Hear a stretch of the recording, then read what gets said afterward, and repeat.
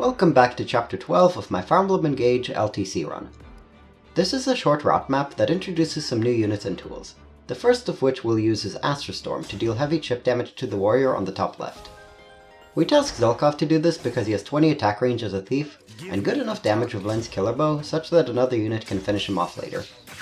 This is a pretty minor usage of it, as Storm becomes a lot more lethal later in the run. Following that, we use 2 copies of the new Eliwood S-Ring to draw back Diamant twice, and then warp him far left. Understood. There's a passive axe fighter on the left that won't attack anyone on enemy phase, so Diamant needs to kill him on player phase and use him to counter forward so that he can kill another enemy on enemy phase. He's the only unit with counter on our team that has the stats and movement to pull this off. Kind of. He needs to land a crit, which is not great, but there are several opportunities to manipulate RNs on this map. Citrinne takes on the center of the map, allowing her to earn as much XP as possible. Part of her role in this is to try to kill the top left warrior, who has one of the most bizarre AI of any enemy in this game. So normally enemies in this game tend to decide who to target based on various advantages they have in combat, such as who they can kill, break, chain attack, or deal maximal damage to.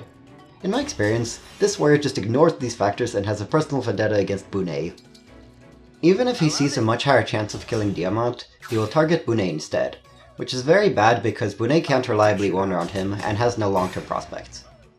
As far as I can tell, there are 2 things you can do to change his target, and we do both of them for good measure.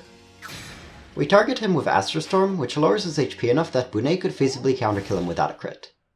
And we place Citrinne in the center of the map, potentially being seen as a more vulnerable target. Now Citrinne does get one shot, so she needs to dodge him at 38 hit. She actually doesn't take an HP tonic on purpose.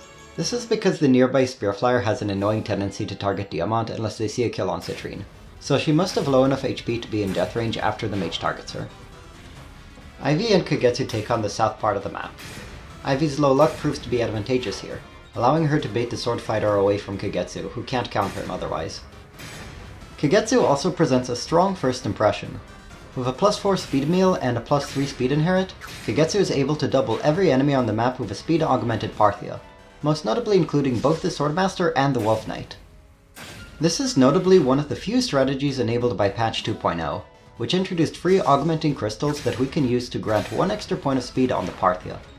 This gives him barely enough XP to hit level 2 with an extra arena, which is important because he won't get to be deployed next chapter. After the last straggler suicides into Diamant, the map ends in 1 turn.